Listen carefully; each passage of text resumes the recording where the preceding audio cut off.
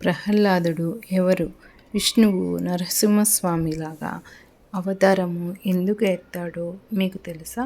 విష్ణువు తన భక్తులని ప్రేమిస్తే వాళ్ళ కోసము ఏమైనా చేస్తాడు అనేదానికి ఈ ఒక్క వీడియో చూస్తే సరిపోతుంది. ప్రతి ఒక్కరూ విష్ణు భక్తుడు చూడవలసిన వీడియో ఇది. దేవ మహర్షి కశ్యపుడికి 13 మంది భార్యలు ఉండేవాళ్ళు. ప్రతి ఒక్క భార్య నుండి దేవతలు, రాక్షసులు, పాములు, అలాగే ఈ ప్రపంచంలో ఉండే ఎన్నో జీవులు జన్మిస్తాయి. వాళ్ళల్లో ఒకరైన దక్షపుత్రికి 2 పిల్లలు జన్మిస్తారు. వాళ్ళలో పెద్దవాడు పేరు హిరణ్యకశిపుడు, చిన్నవాడి పేరు హిరణ్యాక్షుడు. ఈ 2 చాలా శక్తివంతులు మరియు బలవంతులు కూడా. అలాగే ఈ 2కి దేవుళ్ళంటే అస్సలు ఇష్టం ఉండదు. ఈ 2 దేవలోకం మీద యుద్ధం చేసి దేవలోకాన్ని సొంతం చేసుకుంటారు. హిరణ్యాక్షుడు గర్వం పెరిగిపోయి ఏకంగా భూమిని అలాగే భూదేవిని బంధిస్తాడు. అప్పుడు విష్ణువు వరాహస్వామిలాగా అవతారం ఎత్తి హిరణ్యాక్షుణ్ణి హతమార్చి భూమిని భూదేవిని కాపాడుతాడు. తన ప్రియమైన తమ్ముడు హిరణ్యాక్షుడు చనిపోయాడు అని హిరణ్యకశిపుడికి తెలియగానే ఎలాగైనా ఈ విష్ణువును చంపాలి అని మహేంద్రజల పర్వతం మీదికి వెళ్ళి బ్రహ్మకి కఠోరంగా తపస్సు చేయడం మొదలు పెడతాడు. ఇదే మంచి సమయం అనుకుని ఇంద్రుడు తన సైన్యంతో హిరణ్యకశిపుడి సైన్యాన్ని ఓడించి మళ్ళీ స్వర్గాన్ని వెనక్కి పొందుతాడు. మొత్తము దైత్యులందరూ భయపడి పాతాళ లోకానికి పారిపోతారు.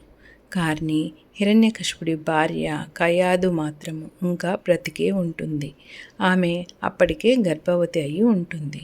కయాదుని బంధించి హతమారుద్దాము అనుకునే సమయానికి నారదుడు అక్కడి వచ్చి ఇంద్ర అనే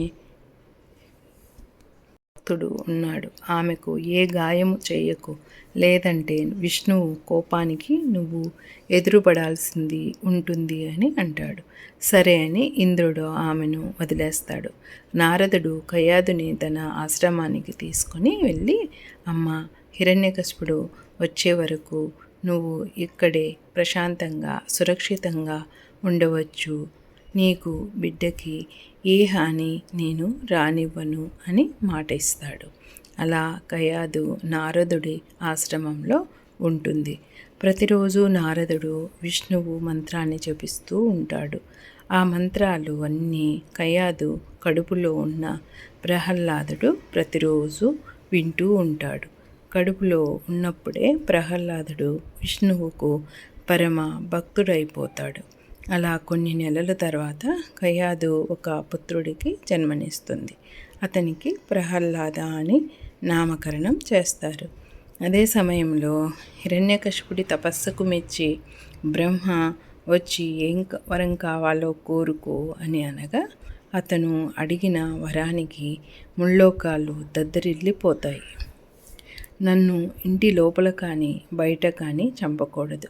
నన్ను ఏ అస్త్రంతోనైనా ఏ శాస్త్రంతోనైనా చంపకూడదు. నన్ను రాత్రి లేదా పగలు చంపకూడదు.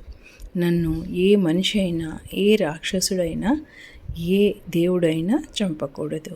నన్ను ఆకాశంలోనైనా లేదా భూమి మీదనైనా చంపకూడదు అనే వరము అడుగుతాడు. ఇది విని బ్రహ్మదేవుడు కూడా గజగజ వణికిపోతాడు.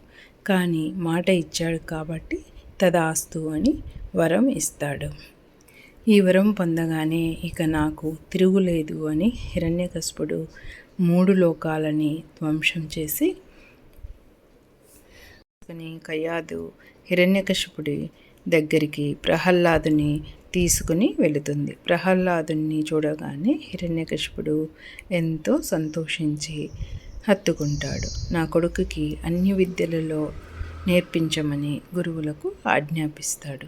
కానీ ప్రహ్లాదుడు ఎల్లప్పుడూ విష్ణువు నామాన్ని జపిస్తూ ఉంటాడు. ఇది తెలుసుకొని, ఇలా మన శత్రువుని మనం పూజించకూడదు నాయన, నేను అందరికీ దేవుడిని, నన్ను పూజించాలి ఎంత చెప్పినా కూడా ప్రహ్లాదుడు విష్ణునామాన్ని జపించడం మానలేదు. ఇక హిరణ్యకశిపుడు చేసేది ఏమీ లేక కోపంతో ఈ బాలుడు బ్రతికి ఉండడం వలన లాభమేమీ లేదు. నేను ఇంకో కొడుకుని కని నా బుద్ధులతో పెంచుకుంటాను.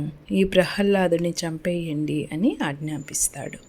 హయాదు ఎంత ప్రాధేయపడినా హిరణ్యకశిపుడు వినకుండా, వీడు మన కులాన్ని నాశనం చేయడానికే పుట్టాడు అని తన సైన్యానికి వీడిని వెంటనే చంపేయండి అని ఆజ్ఞాపిస్తాడు.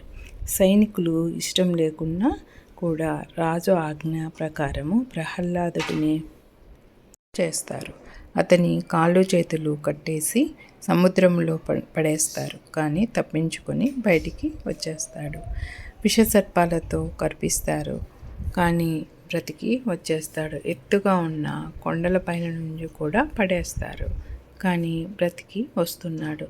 లక్షల బాణాలు అతని పైన వదులుతున్నారు. కానీ బ్రతికి వస్తాడు. ఇవన్నీ రాజుకు చెప్పగా, ఏం మాట్లాడుతున్నారు, ఇది అసాధ్యము అని హిరణ్యకశిపుడే ఒక మదుపటి ఏనుగును తీసుకొని వచ్చి ప్రహ్లాదుడి పైన ఎక్కించగా, ప్రహ్లాదుడు నమస్కరించి ఓం నమో నారాయణ, ఓం నమో నారాయణ అని జపిస్తున్నాడు. వెంటనే ఏనుగు ప్రహ్లాదునికి వంగి నమస్కరించింది.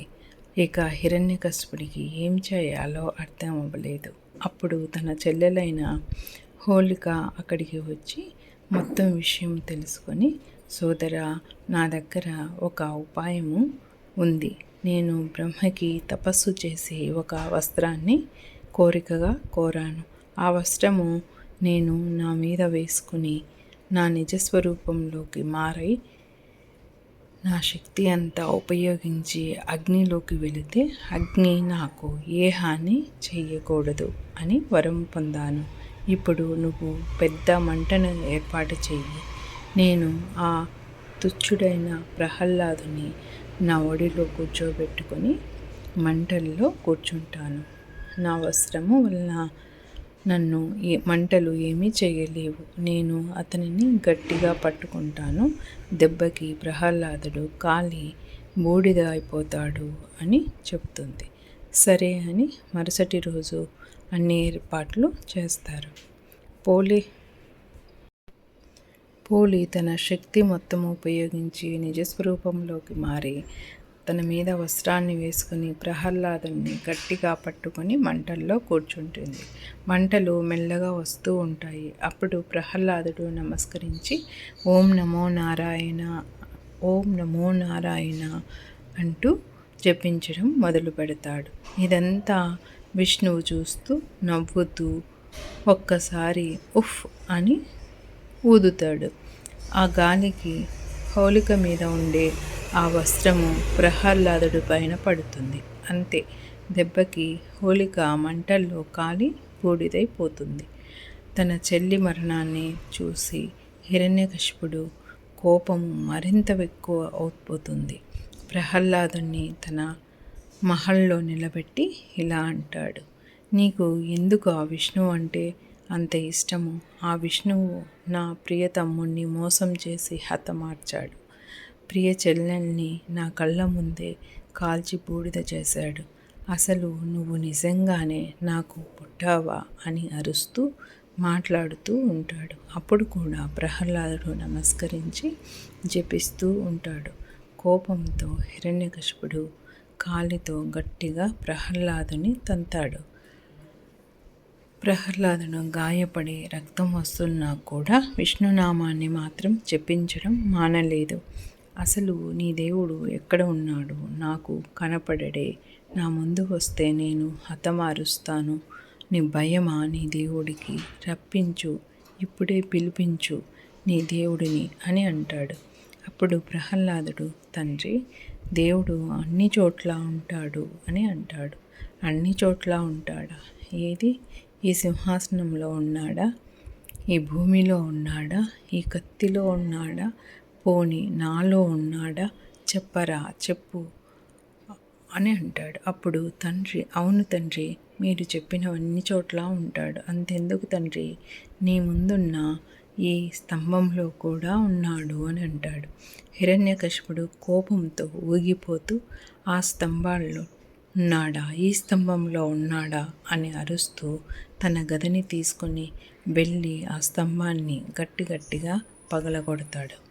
ఆ స్తంభము కూలిపోకుండా అలాగే నిలబడుకుని ఉంటుంది. అప్పుడు హిరణ్యకశిపుడు నవ్వుతూ, ఎక్కడరా నీ దేవుడు, ఎక్కడ అని హేళన చేస్తాడు. అప్పుడు ఆ స్తంభం నుండి ఒక దివ్యమైన వెలుగు వచ్చి ఆ స్తంభము కూలిపోతుంది. ఆ వెలుగులో నుండి ఒక ఉగ్ర రూపము బయటికి వస్తుంది. సగం శరీరము మనిషి రూపంలో, మరో సగం శరీరము సింహం రూపంలో ఉంటుంది.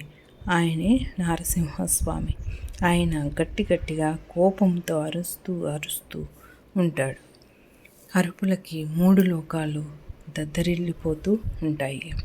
ప్రహ్లాదుడు విష్ణు రూపాన్ని చూసి గట్టిగా నమో నారాయణ, నమో నారాయణ అంటూ ఉంటాడు. ఇది చూసి హిరణ్యకశిపుడు అతనిని చంపడానికి వెళుతూ ఉండగా నారసింహుడు యుద్ధానికి దిగుతాడు. వాళ్ళిద్దరి మధ్య కఠోరమైన యుద్ధము జరుగుతుంది. ఆ యుద్ధాన్ని మాటల్లో చెప్పలేము.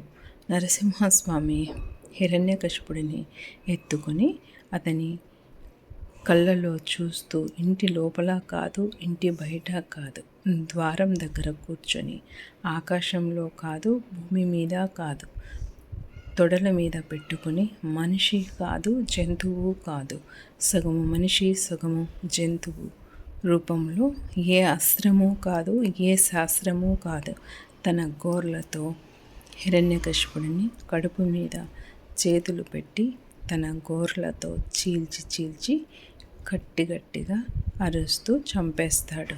అలాగే అక్కడున్న రాక్షసులందరినీ తరిమి చంపేస్తాడు. తన కోపము ఎంతకీ తగ్గదు.